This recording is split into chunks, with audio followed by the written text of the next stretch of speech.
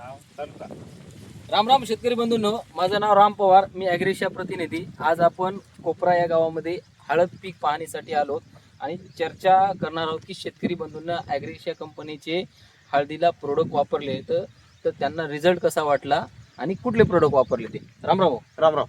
मला सांगा, ॲग्रिशियाचे तुम्ही सुरुवातीला कुठले डोस वापरले आणि आता कुठला डोस वापरला आणि तुम्हाला रिझल्ट काय आला ते आमच्या शेतकरी बंधूंना तुम्ही सांगा. ओके.